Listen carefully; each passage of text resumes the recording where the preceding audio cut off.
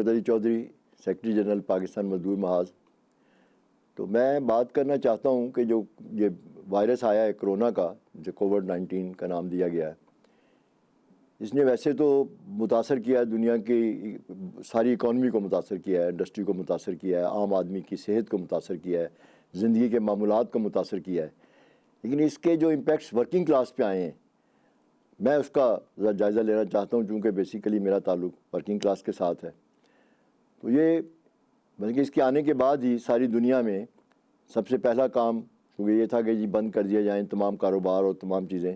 समझ में नहीं आ रहा था तमाम ममालिक के कि क्या किया जाए। जब चाइना से ये शुरू हुआ तो चाइना ने पहले अपने शहरों को बंद कर दिया। खैर उन्होंने बंद करने के बाद जो है वो कुछ अपने उस वायरस को कंट्रोल किया। फिर बाकी ममालिक में भी ये इसी अंदाज में तमाम कारोबारों को बंद कर दिया गया, इंडस्ट्री को बंद कर दिया गया, मार्केट्स को बंद कर दिया गया, स्कूल कॉलेजेस बंद कर दिए गए और उसमें जितने भी एम्प्लॉई थे उन सबको घरों को भेज दिया गया, सबको फारिग कर दिया गया। मतलब कि एक स्टेज ऐसी भी आई कि तकरीबन तमाम लोग अपने घरों को चले गए। अब बाकी ममालिक का तो मैं जायज़ा नहीं लूँगा, मैं इस पर पाकिस्तान पे फोकस करूँगा इस पर। तो पाकिस्तान के अंदर भी ऐसा ही हुआ और पहली दफ़ा हुकूमत पाक जब ये लोग घरों को चले गए और बेरोज़गारी जो थी वो बहुत बड़े पैमाने पे फैल गई और तो गवर्नमेंट ने कहा कि जी हम इनकी मदद करेंगे, इन लोगों की जो बेरोज़गार हुए हैं।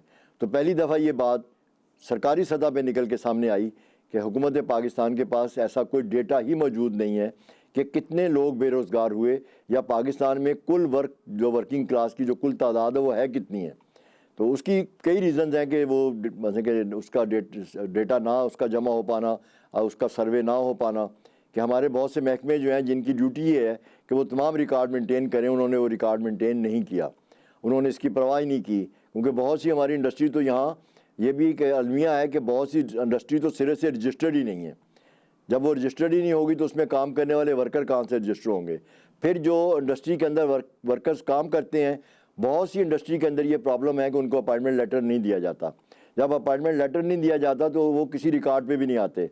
तो इन्होंने बेस किया कि जिन लोगों की रजिस्ट्रेशन हुई थी ओल्ड एज बेनिफिट में यानी कि EOBI में या सोशल सिक्योरिटी में, अब वहाँ वो तो टोटल एम्प्लॉयमेंट जो है उसका बहुत थोड़ा हिस्सा हमारे यहाँ इन अदारों में रजिस्टर किया जाता है। मालकान जो है वो 1000 में से 200 बंदों को बहुत मुश्किल रजिस्टर करवाते हैं, बाकियों को तो शो नहीं करते लोग।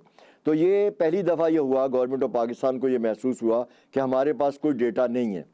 तो फिर उन्होंने कोशिश की, हाथ पाँव मारे कि किसी तरह से हमने आज तक वो डेटा पूरे तरह से मेंटेन नहीं हो पाया। तो वो एक सिलसिला चलते चलते आगे बढ़ा। फिर हुकूमत पाकिस्तान ने 12,000 रुपया फ़ी कस लोगों को इमदाद भी दी और वो चले जितने लोगों को उन्होंने दे दी, लेकिन जितने बेरोज़गार हुए थे उनको वो सब नहीं मिली। लेकिन इसके साथ एक शर्त ये रखी गई थी कि जिन लोगों को नौकरियों से निकाला जाएगा उन लोगों को वापस नौकरियों पर रखा जाएगा। जिनको निकाला गया वही वापस नौकरियों पर जाएंगे। लेकिन जब थोड़ा सा हालात बेहतर हुए और हुकूमत पाकिस्तान ने ये कहा कि फैक्ट्री ओनर्स अपनी फैक्ट्रियाँ खोलें और अपने बिज़नेस का आगाज़ करें, तो उन्होंने उन पुराने लोगों की अक्सरियत को नौकरियों पे वापस नहीं रखा और नए लोगों को भर्ती किया, इसलिए कि पुराना बंदा जो होता है उसके बेनिफिट्स भी उसी अंदाज में बढ़ जाते हैं और उसकी तनख्वाहों में भी उसी हिसाब से कोई ना कोई इजाफा हो चुका होता है। तो उन्होंने इसका फ़ायदा उठाया और इन्होंने उन तमाम पुराने लोगों को नौकरियों से फारग किया और इन्होंने नए लोगों को भर्ती किया। और चूँकि बेरोज़गारी बेइंतहा फैल गई थी, लिहाजा जो हमारा सर्वे है, जो हम जो सर्वे करते हैं अपने तौर पर हुकूमती सर्वों के अलावा, उसमें हमने देखा कि जो 17,500 गवर्नमेंट ने मिनिमम वेज तय की थी, उस मिनिमम वेज से कम पैसों पे इन्होंने लोगों को एम्प्लॉयमेंट दी। अब आगे आ जाता है, एक तो वो एम्प्लॉयमेंट कम पैसों पे दी, फिर तमाम लोगों को एम्प्लॉयमेंट ना दी। इसमें एक बेहतरी हुई कि जो टेक्सटाइल सेक्टर था पाकिस्तान का, उसको हुकूमत ने कुछ मराह दे के दोबारा स्टार्ट करवाया, जो कि बहुत सी मिलें बंद थी। तो वो 400 मिलें जो थी वो टेक्सटाइल सेक्टर की चली, तो उसमें फैसलाबाद में रोज़गार के मौके थोड़े से बेहतर पैदा हुए। लेकिन सवाल यहाँ ये पैदा होता है, एक 2018 का एक सुप्रीम कोर्ट का फैसला है जिसमें सुप्रीम कोर्ट ने यह कहा था कि तमाम जो डेटा जो है वो तमाम महकमे वर्किंग क्लास का तमाम डेटा मुरतब करें और तमाम लोगों को जो सोशल नेटवर्क के जो अदारे हैं जैसे ओल्ड एज बेनिफिट है, EOBI और सोशल सिक्योरिटी है, इसमें रजिस्टर करवाएं और इसको गवर्नमेंट गारंटी करे कि इनकी रजिस्ट्रेशन होगी। उस पर ना तो उस ऑर्डर के तहत आज तक कभी सर्वे होकर डेटा मुरतब हुआ और ना ही तमाम वर्किंग क्लास के लोग इन अदारों में आज तक रजिस्टर्ड हुए। تو اس کا نقصان یہ ہوتا ہے کہ اب جو فیصل آباد میں بھی گورنمنٹ نے فیکٹریز کو چلانے کی بات کی اور فیکٹریز چلی ہیں، اور اس میں حکومت پاکستان بہت خوش ہے کہ حکومت پاکستان کو فارن ایکسچینج کی شکل میں مطلب کہ 6-7 ارب ڈالر کا جو ہے وہ فائدہ پہنچا ہے. تو لیکن جو ورکنگ کلاس ہے اس کو کوئی فائدہ نہیں پہنچا. اس کی تنخواہیں بھی پوری نہیں ملتی، اس کو آپ سوشل سیکورٹی کی ممبرشپ بھی یہ نہیں دیتے، اس کو ای او بی آئی میں بھی رجسٹر نہیں کرتے. تو یہ سارے پرابلم جو ہیں وہ ورکنگ کلاس کے ساتھ چلتے ہیں. تو اب جو پوری دنیا میں جو ہو رہا ہے، اب تھوڑا سا دنیا کا بھی اگر جائزہ لے لیا جائے، اب لگتا یہ ہے کہ آنے والے دور میں بہت سی کمپنیز نے، بہت سے اداروں نے یہ فیصلہ کر لیا ہے کہ ہم نے کام ورکر سے گھر پہ کروانا ہے، کہ ورکر کی طاقت ہی کو توڑ دیا جائے اور ان کو گھروں میں شفٹ کر دیا جائے کہ آپ اپنے گھر سے کام کریں، کسی کا کسی سے رابطہ ہی نہ رہے. جب یہ نئی صورتحال پیدا ہوئی تو اس میں مزاحمت بھی پیدا ہوئی، لوگوں نے جلسے جلوس بھی کیے، مظاہرے بھی کیے، اپنا بہت سی احتجاجی آوازیں بھی بلند ہوئیں. تو اب ان سب کا ارادہ یہ ہے، جتنی بھی بڑی بڑی کارپوریشنز ہیں، بڑے بڑے بزنس ٹائکون ہیں، یہ تمام کے ارادے یہ ہیں کہ ورکرز کو ان کے گھروں تک محدود کر دیا جائے اور کام اس انداز میں لیا جائے کہ وہ اپنے گھروں سے کام کریں اور زیادہ سے زیادہ ان کے رابطوں کو آپس میں کمزور کیا جائے.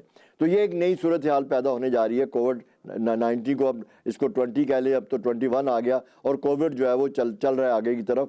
تو اس کے اثرات مرتب ہوئے ہیں پاکستان میں، جہاں انڈسٹری کے اوپر، جہاں کاروبار کے اوپر. تو سب سے زیادہ اس کے اثرات مرتب ہوئے ہیں پاکستان کی ورکنگ کلاس کے اوپر. اور یہ خالی پاکستان کی ورکنگ کلاس کے اوپر نہیں بلکہ یورپ، امریکہ اور تمام ممالک کی ورکنگ کلاس کے اوپر یہ اثرات اس کے مرتب ہوئے ہیں.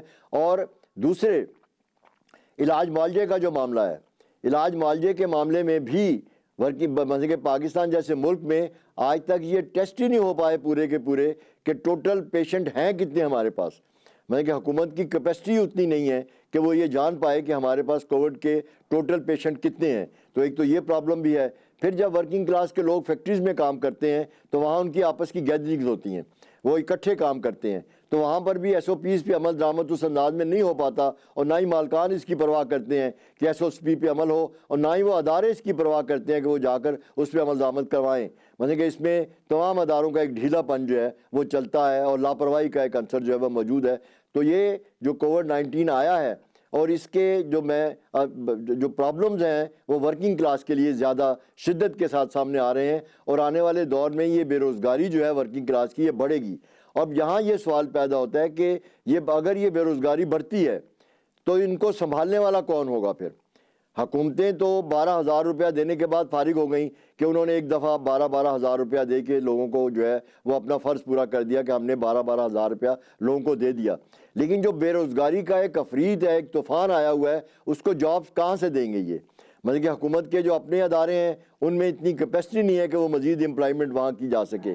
جو پرائیویٹ سیکٹر ہے، پرائیویٹ سیکٹر ابھی تک اس انداز میں چل نہیں پایا، اس انداز میں اس کی پروڈکشن شروع نہیں ہو پائی جس انداز میں وہ کووڈ سے پہلے تھا. تو وہاں بھی نئی جابز کریٹ نہیں ہو رہی.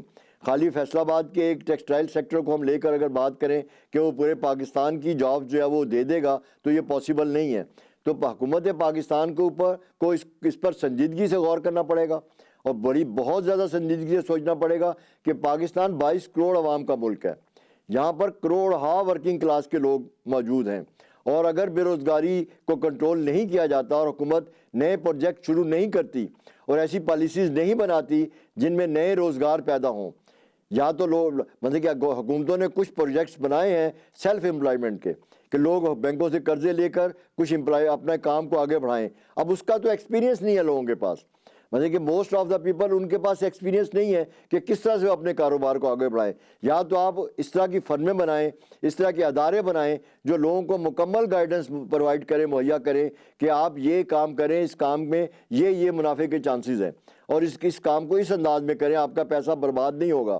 تو جب اس طرح کی آپ لوگوں کو گائیڈنس دینے کے لیے میدان میں حکومتیں نہیں آتی ہیں تو پھر پاکستان جیسے ملک میں آنے والے دور میں ایک بے روزگاری کا بحران بڑھتا ہوا نظر آ رہا ہے اگر اس کو نہ روکا گیا. تو حکومتوں کو چاہیے کہ اس بے روزگاری کے طوفان کو بہت زیادہ انارکی کی طرف یہ کہ وہ نکل جائے، بہت زیادہ ہنگامہ آرائی کی طرف نکل جائے، بہت زیادہ ملک کے اندر افراتفری کی طرف نکل جائے، تو حکومتیں اس پہ سنجیدگی سے غور کریں. یہ ایک بہت بڑا انسانی مسئلہ بھی ہے، سماجی مسئلہ بھی ہے اور سیاسی مسئلہ بھی ہے۔ اس پہ لوگوں کے روزگار کے معاملات کو حکومت سنجیدگی سے لے اور اس کے اوپر سب سے زیادہ توجہ دے، کیونکہ اگر آپ اس کو سنجیدگی سے نہیں لیتے تو پھر بحران بڑی شدت کے ساتھ اس ملک میں آئے گا۔